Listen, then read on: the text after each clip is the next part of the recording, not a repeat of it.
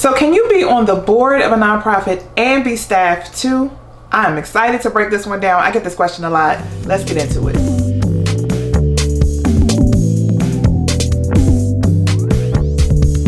Hey y'all, Stephanie with Boss on a Budget. I help new and small nonprofits get up and running. So if you need help with your nonprofit, make sure you subscribe to this channel because I drop videos every week and oftentimes even more than once a week.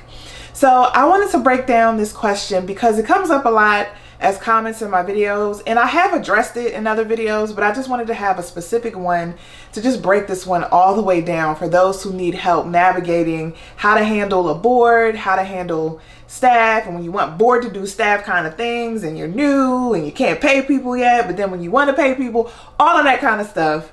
I'm going to break it down, and I'm going to break it down in 4 major points. I try to keep my videos organized so you can follow, but also to make sure you watch to the end because every piece of the video I'm sharing value. So I want to make sure you watch the whole thing so you're not missing anything. So I'm going to mention it a couple of times in this video, but I want to make sure you know about my board masterclass. So I recorded a masterclass. It's over 2 hours of me just teaching on nonprofit boards, specifically from the startup perspective. It gives really good information, more detailed information than what I'm going to share here in this video. And I do advise you to check it out because it'll help you navigate, especially those questions around board and staff, and especially those questions around the executive director. Like as a founder and you want to be the executive director, are you on the board or are you not? So I break down a lot of that in that masterclass as well, and I'm going to mention it a couple of times as you watch today. So I'm going to slow walk this thing, and sometimes when I say certain things, you're going to be like, what does this have to do with the question? But I got to make sure you understand like the foundational pieces. We got to make sure we're all on the same page so that you know what I'm talking about when I answer some of the questions. But the short answer to the question of the video is no. In most circumstances, board and staff are not the same. Now, I cannot speak to what nonprofits do because some of y'all may get on here and be like, well, I know a nonprofit down the street and they operate like board members are staff. I'm not talking about what people do. I'm just talking about what the conventions and best practice is in nonprofits. So I'm speaking to good governance and best practice. And the reason why I'm doing this video is for you to understand why. It's not just to answer your question, but for you to understand why it's like that. Why can't board members and staff be the same? So the first point is you got to understand the role of the board and the role of staff because they are different. All right. So as the board of directors, or sometimes it's called board of trustees for nonprofits, they are the governing body. They provide oversight over the major decisions that are happening for the direction of the nonprofit. So they set the strategic vision of the nonprofit. They make sure that the nonprofit is adhering to the rules of the land. They make sure that the nonprofit is in compliance, and they make sure the nonprofit is maintaining a level of financial transparency that is up to par to the state and to the IRS. Now, again, in my masterclass, I break down the official duties of the board of directors, and I also covered it in this video that I'm linking above. But you got to understand, first things first, the board has an oversight role. Their role typically is not to get involved in the day-to-day work of the nonprofit. So let's just do that. Let's make sure you understand that. All right. If you are listening to me, usually I do this on my lives, but let's do it in my recorded videos today. Put oversight in the comments if you get it. Board is for oversight. Now, let's juxtapose that with staff. Staff do the day-to-day work of the organization. They help the organization maintain its operations. So that's doing the programmatic work. But sometimes you have administrative staff like your executive director, like your CFO, your chief financial officer, like your HR director, or maybe you have like a director of administration or somebody that handles logistics and space and all of that. The setup of it all just depends on the type of work you do. So I'm not saying these titles like you have to have all of them, but these are typical titles you may see in a nonprofit, right? Those people, staff, whether they are at the programmatic level or at the administrative level, are doing the day-to-day work. They are making sure that day-to-day, the organization stays afloat and can maintain itself. The board, again, on the other hand, is maintaining oversight of that. So that doesn't mean they get into the weeds of everything. They have designated the staff to handle that. But there's some big ticket items they need to make sure are in line or in compliance, right? Especially around conflict of interest, especially around financial transactions. Board members of a nonprofit have a very clear role and very clear responsibilities. So you got to get that straight first, that the role of a board and of staff members are different. So that's number one. Number two, board members of a nonprofit are typically volunteers and typically do not get paid. I'm going to say that again because this is going to throw a lot of y'all for a loop. You're going to be really confused and you're probably going to shut off the video and be like, she don't know what she's talking about. Stick with me, okay? Board members of a nonprofit are typically not paid and they are volunteers. Now, again, I have a bunch of videos. So I have talked about this before. I'm linking the video where I talked about this above, but I'm going to talk a little bit about it here too. Most board members of nonprofits are there to serve the interests of the organization. So that means they're not coming into the space to get paid for the work that they do. Now, there are some nonprofits, big nonprofits, that do pay their board members. And there are some compliance issues and things you need to worry about in terms of your paperwork and good governance with the IRS you should be aware of when you're paying your board members for their service. But especially for people who watch Boss on a Budget and you're the type of person who's trying to start a direct service nonprofit, meaning you're trying to serve your direct community, you are not going to be in a position to pay board members. And in fact, you are going to be asking your board members to give up their financial resources to support the organization. So it's kind of like weird that you're asking them to donate, but then you're paying them for their board service. It kind of cancels each other out. But stick with me because I'm going to explain a little bit more, right? So you're probably wondering, well, why would anybody want to serve on my nonprofit if I'm not paying them for their work? Because I'm asking them to show up to meetings. I'm asking them to donate. Like, why would anybody show up? And I just want to stop you there because I want you to stop the beliefs, that the myths that you tell yourself or that you think about nonprofits. Because if you hold on to those limiting beliefs, you're going to have a hard time being successful. So let me just stop you right there. There are people who are energized enough and passionate enough about your work that they will serve your organization and they will do it willingly. So the minute you start thinking to yourself, nobody's going to do that, they all want to be paid, you got to reverse that thinking. Because if you're only attracting people who want to get paid, they're not the right people for that season in your nonprofit, right? They're probably people who don't want to put the work in. They're probably people who just want to sit in an advisory role, and you got to understand that's not what you need for your nonprofit, right? So if you're thinking nobody's going to serve, this is ridiculous, I'm going to have to pay my board members, that's not true. People do it every single day. People volunteer and do things because they want to help. Your job is to convince them that it's a worthy cause. It's something that they care enough about that they're willing to give up of their time and their money.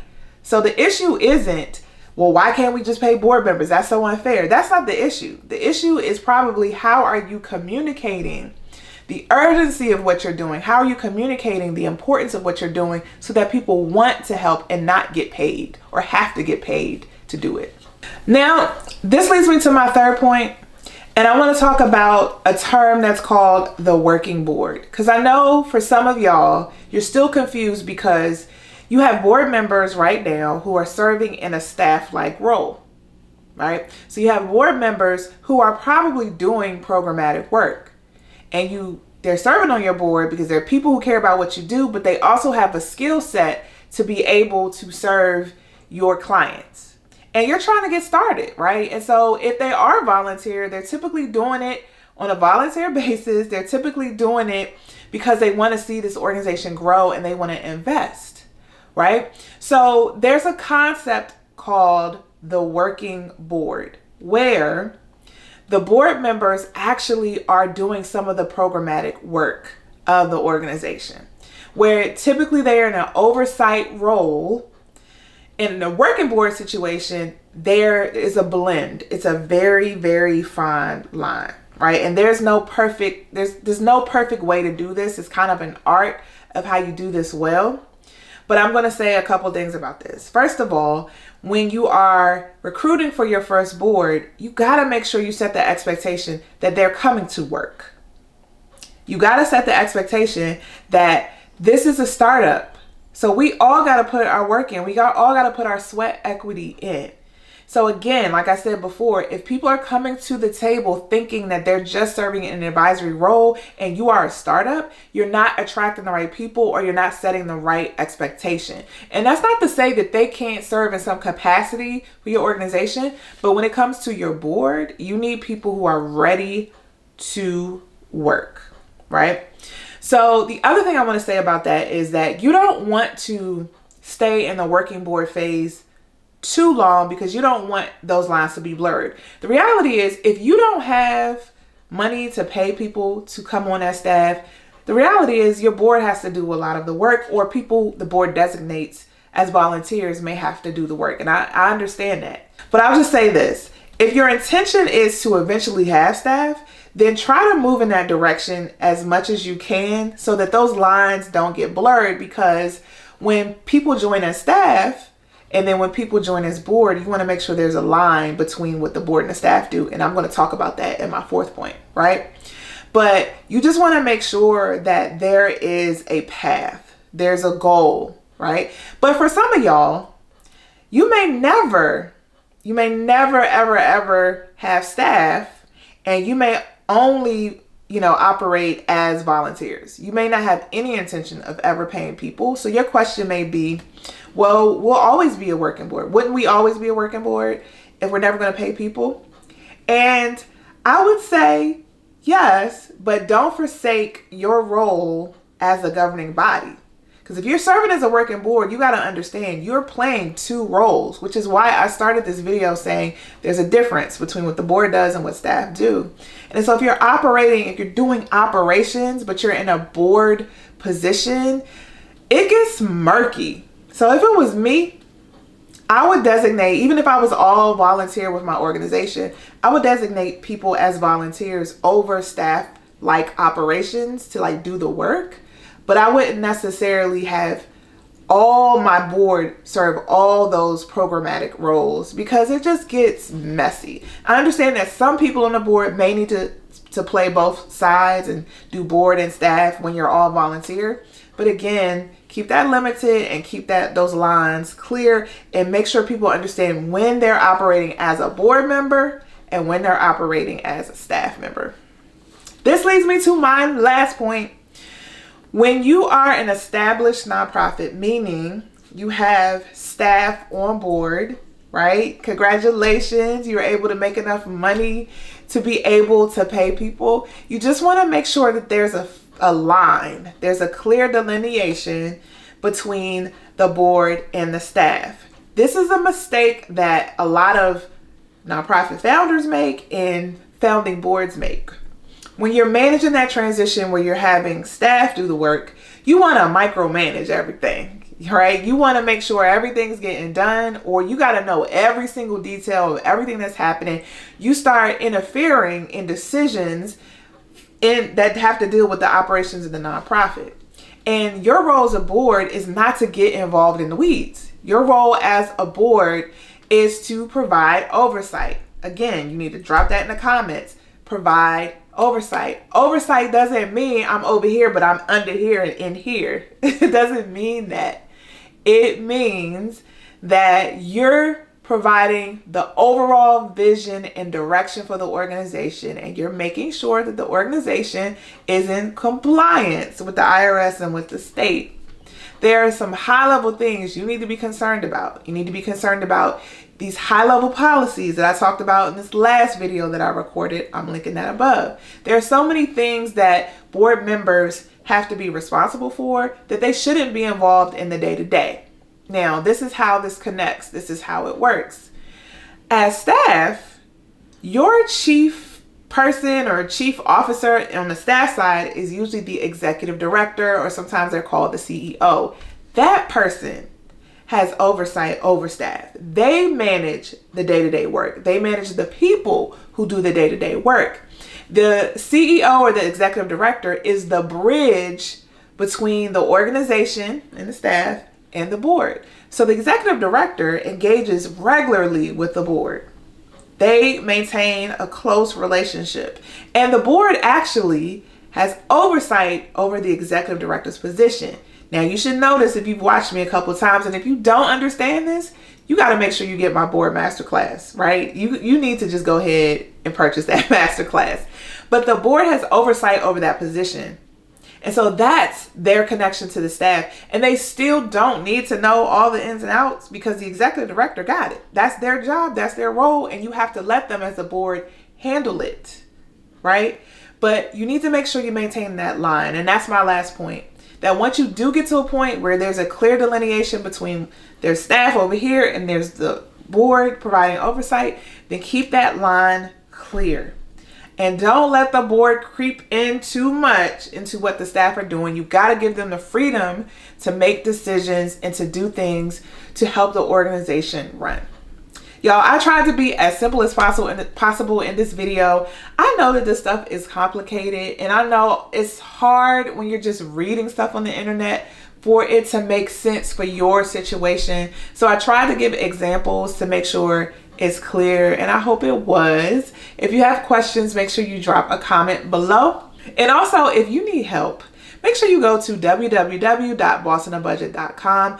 But also, if you have been thinking about starting a nonprofit, or you're starting your nonprofit and you're finding it hard to get your footing, you may need some assistance from me. So if you are interested in coaching, make sure you sign up for a coaching inquiry below. You can set up a 15-minute call with me and we can talk through whether that makes sense for your situation.